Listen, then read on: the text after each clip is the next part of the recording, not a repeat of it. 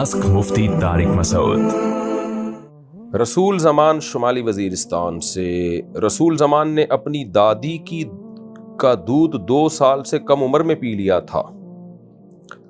अच्छा भाई, रसूल ज़मान की बीवी की माँ ने, रसूल ज़मान की बीवी की माँ यानी सास, रसूल ज़मान से कई साल पहले रसूल ज़मान की दादी की दूध 2 साल से कम उम्र में पी लिया था। यानी रसूल ज़मान की जो सास है वो, उसने भी रसूल ज़मान की दादी का दूध पिया और रसूल ज़मान ने खुद भी अपनी दादी का दूध पिया। इसका मतलब रसूल ज़मान की जो सास है वो रसूल ज़मान की बहन बन गई थी। ठीक हो गया। रसूल ज़मान पर अपनी बीवी हराम होगा या नहीं?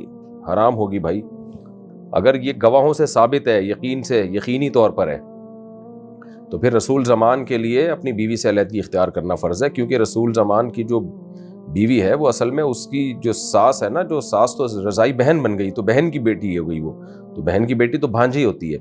लेकिन ये जहन में रखें कि ये पता कैसे चला कि पिया है, क्योंकि अगर ये बचपन से या तो मशहूर था, सबको पता था कि रसूल ज़मान की सास ने रसूल ज़मान की दादी का दूध पिया और रसूल ज़मान ने भी अपनी दादी का दूध पिया, ये बचपन से सबको पता था अगर, तो फिर तो ये निकाह करना ही नहीं चाहिए था। लेकिन अगर बचपन से ये बात मशहूर और मारूफ नहीं थी, अब आपकी शादी हो गई और अब कोई उठ के कहता है कि जी ये दूध पिया था, तो गवाह तलब किए जाएंगे। ऐसे ही किसी एक दो के कहने से बात नहीं होगी। 2 मर्द हो या 1 मर्द 2 औरतें, तो इस पे जो है ना मजबूत दलील से ये साबित होगा तो माना जाएगा, साबित नहीं है तो महज शक की बुनियाद पर आपका ये रिश्ता ख़त्म नहीं किया जाएगा।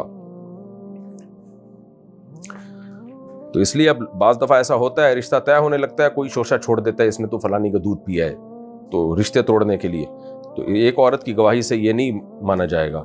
तो इसमें शक ना करें आप, ये मसला वहाँ के उलमा के सामने पेश करें, जहाँ भी कोई, जिन साहब ने भी पूछा है, जहाँ रहते हैं, शुमाली वज़ीरिस्तान से आइए, वहाँ के उलमा से आप पूछें, वो बाकायदा जो मुफ्तियाने किराम हो तो वो गवाह तलब करेंगे।